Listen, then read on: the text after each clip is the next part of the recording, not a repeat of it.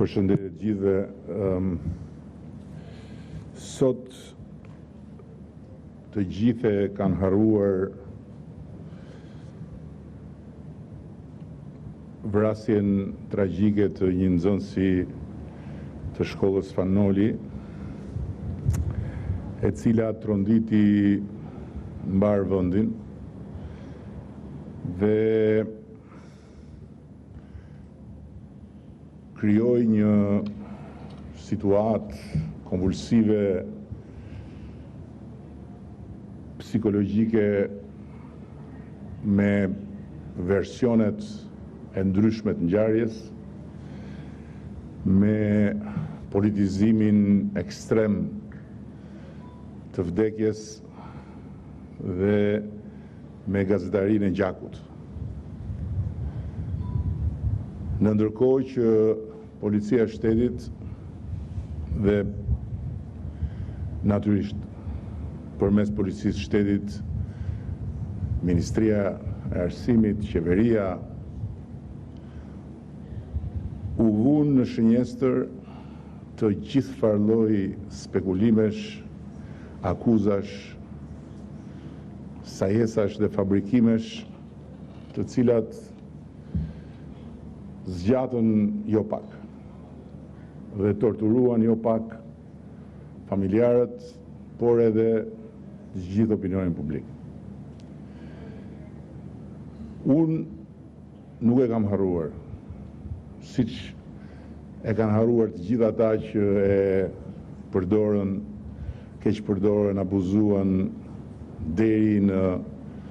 fund atë tragjedi, sepse e kujtoj për ditë, duke ndjekur pikërisht këtë projekt, që është përgjigja ime dhe përgjigja jonë ndaj asaj tragjedie. Një shtet nuk matet dot me çdo gjë që ndodh, sepse edhe në shtetet më të zhvilluara, me traditat më të konsoliduara institucionale, me sistemet më të sofistikuar administrative, me historitë më të gjata të formimit kulturës shtetërore, ka raste që ndodhin gjërat cilat trondisin mbar opinionin publik. Por një shtet ama matet me se si reagon ndaj çdo gjëje që ndodh. Dhe reagimi ynë në këtë rast është një reagim sistemik, i cili edhe në nderim të kujtimit të një viktime të pafajshme dhe të panevojshme, do të mundsoj që shumë fëmijë, të cilët mund të jenë potencialisht një ditë të rrezikuar, të mos kenë asnjë pasojë, pikërisht sepse ky reagim sistemik do të lëri pas një mekanizëm të sofistikuar, teknologjik, që do të harmonizojë të gjithë përpjekjen e njerëzve,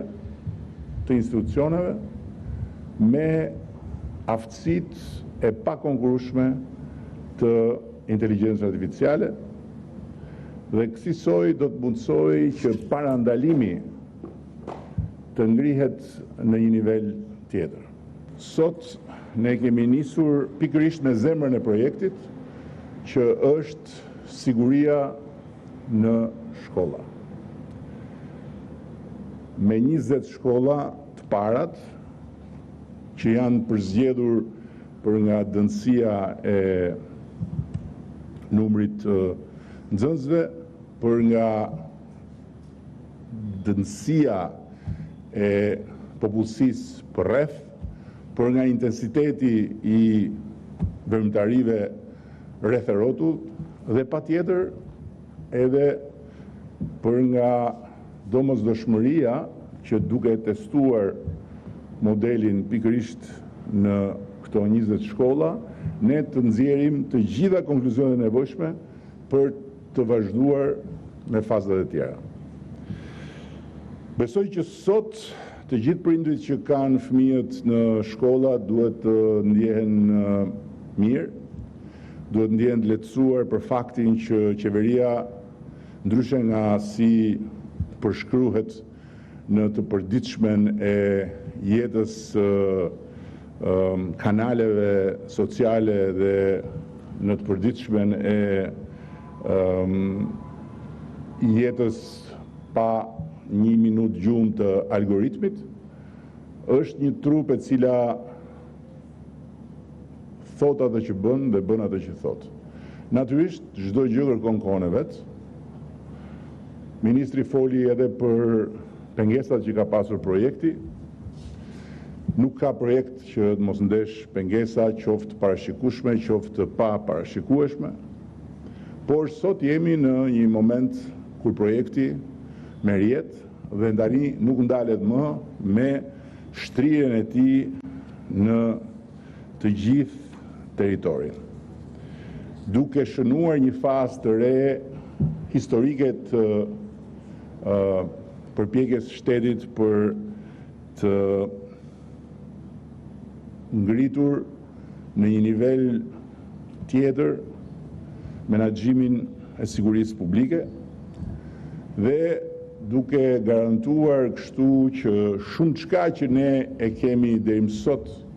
ndjekur si problem thjesht dhe vetëm me syt dhe me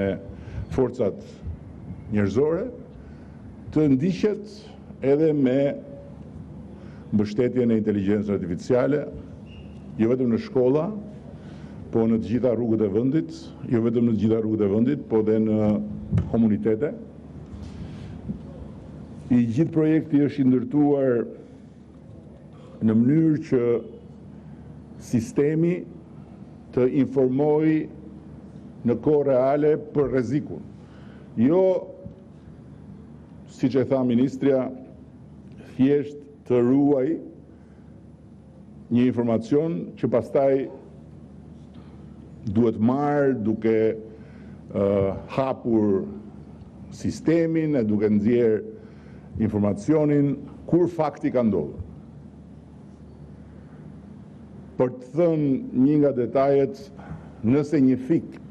del nga xhepi në cilin do vend publik, jo vetëm në shkolla, po dhe në rrugë, sistemi jep me njëherë informacion në qendrën e monitorimit. Mund të jetë krejtësisht e parezikshme, po mund të jetë dhe rrezikshme. Nëse një person në kërkim sot është një person që ka shumë mundësi të fshihet gjatë procesit kërkimit, sistemi e bën pothuajse të pamundur që në momentin e reagimit policia të mos di se nga drejtohet. Historia e makinave që kryen akte kriminale dhe pastaj gjenden të djegura në një pozicion disa kilometra nga vendngjarja nuk mund të ndodhi më, për shkak se sistemi e shef makinën përpara se sa makina të ndalet dhe informon se ku gjendet makina. Po kështu historia e dhimbshme, sado që ne kemi përmirësuar procesin, por procesi vazhdon të ketë dhimbjet e veta e ndalimit të automjeteve në rrugë për kontrolle që pastaj shoqërohen edhe me shkëmbime indulgjencash mes policit dhe drejtuesit të automjetit, nuk ndodh më për shkak se sistemi informon me njëherë qendrën kur një makinë që nuk ka paguar detyrimet del nga parkimi dhe futet në rrugë dhe thot e kem filan vend. Pra kjo e kombinuar edhe me një element tjetër që tani po punohet për të plotësuar që kamerat e trupit do t'jenë të lidhura me qendrën dhe do t'jetë krejtësisht e pamundur që me kamerat e trupit të bëhen lodra të tipit isha deri këtu, shkova deri aty, do të bëjë që edhe i problemi tjetër i raportit etik mes punojësit policisë dhe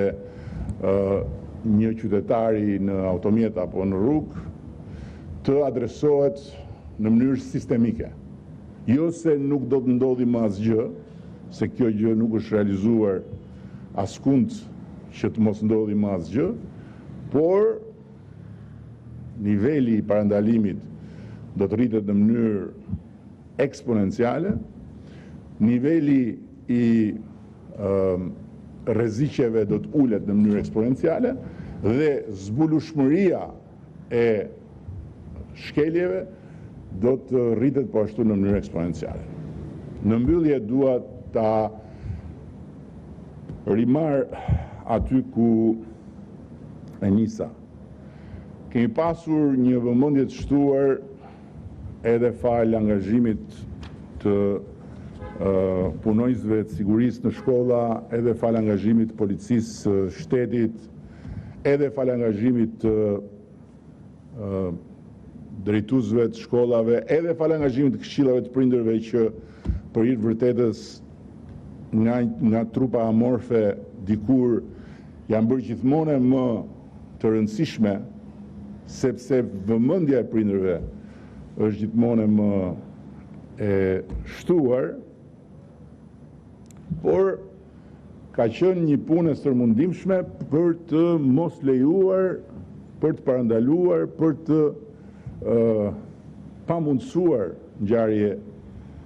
ekstreme. Dhe për fat mirë kemi pasur vetëm një ngjarje tjetër që ka ndodhur dhe ajo jashtë oborit të shkollës, por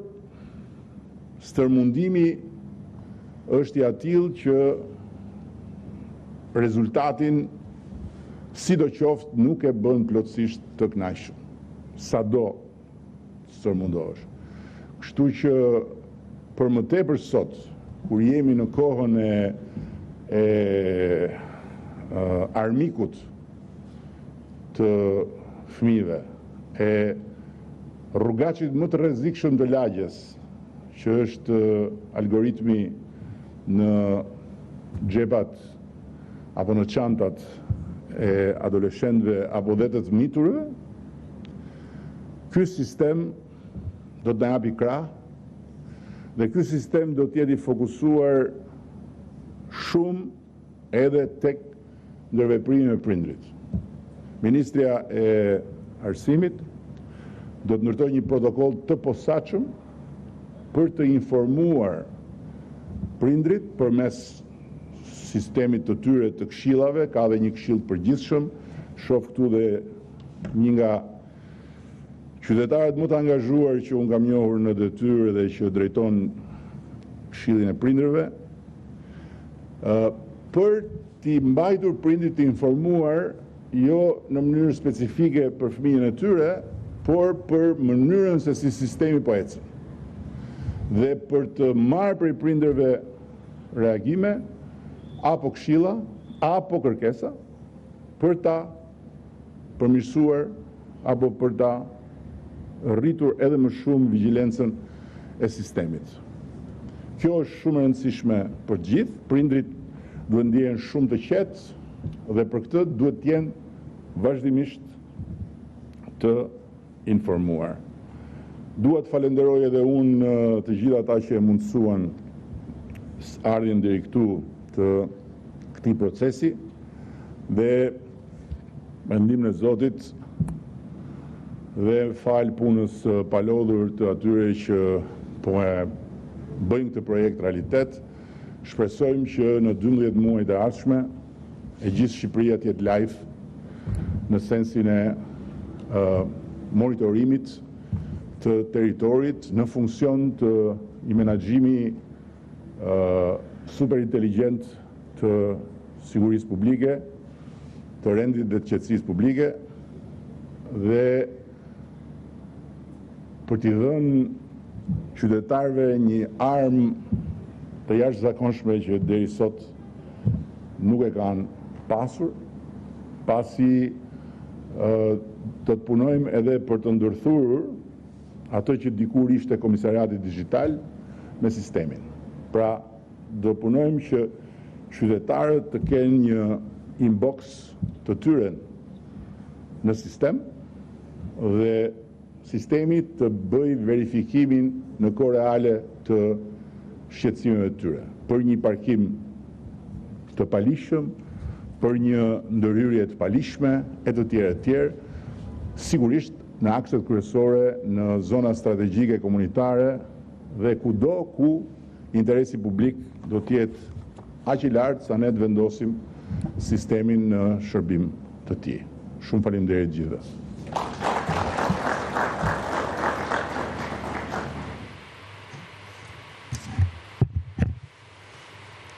Ishim drejt për drejt me kryeministrin Edi Rama, në fakt u prezantua projekti Smart City, i cili do të përdor inteligjencën artificiale dhe monitorimin inteligjent për të parandaluar rreziqe dhe për të rritur sigurinë publike, veçanërisht në shkolla. Ndërkohë, shkëputemi tani për publicitet, rikthehemi pas pak me edicionin informativ të radhës.